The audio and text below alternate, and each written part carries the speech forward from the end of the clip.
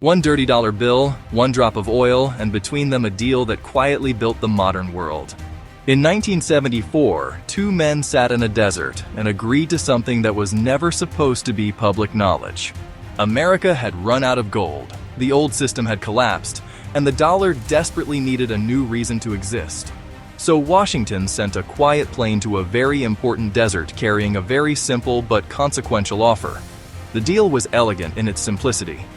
You sell your oil in dollars, and we make sure you keep selling it. Overnight, every nation on Earth that needed energy suddenly found itself needing America's currency to get it.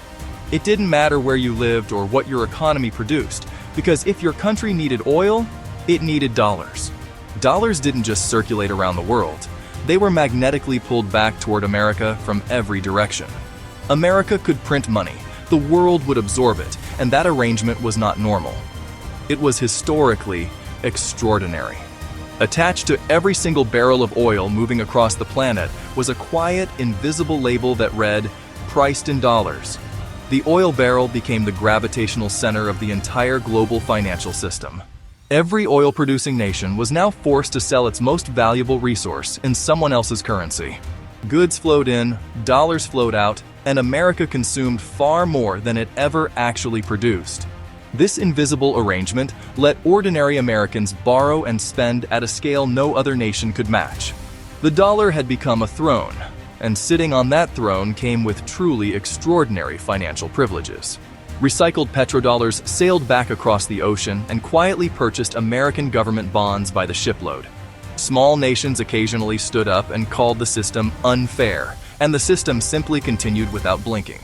Washington had built its entire economy around this arrangement, and removing it would risk everything at once. The lever of global oil pricing was permanently tilted in America's favor, shaping every rate and every deal. The trap was so perfectly built that most people walking into it daily never knew it existed. The vault was open, the gold was long gone, and only a question mark remained inside. Petrodollars piled so impossibly high in the Gulf that even their owners struggled to grasp the scale. Those recycled oil dollars quietly transformed into American bonds, turning foreign wealth into Washington's borrowed power. The loop was perfect. Dollars printed, spent on oil, returned as bonds, then printed again endlessly. Oil became the engine, dollars became the fuel, and Washington sat comfortably at the center of it all. The system fed itself in a permanent loop, swallowing its own tail and calling that stability. America offered security, Saudi Arabia offered oil priced in dollars, and both sides quietly called that a fair deal. Low interest rates flowed directly from petrodollar recycling, and those cheap rates made ordinary mortgages artificially affordable.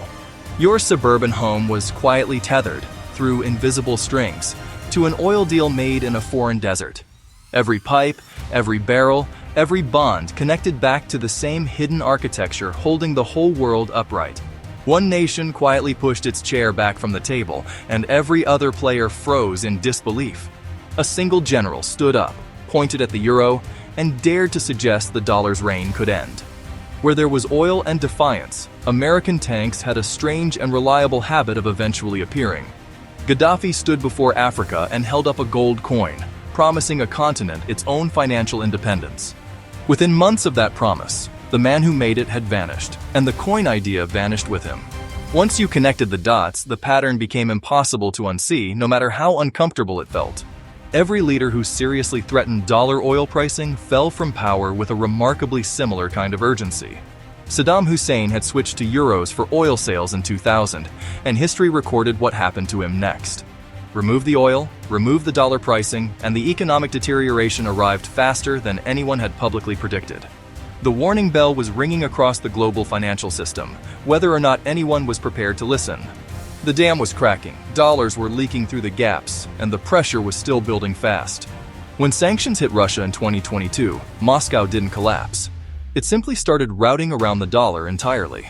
Saudi Arabia and China sat across a table in 2023 and discussed settling oil trades in Chinese yuan. The most consequential sentence in global finance that year was the one nobody officially said out loud.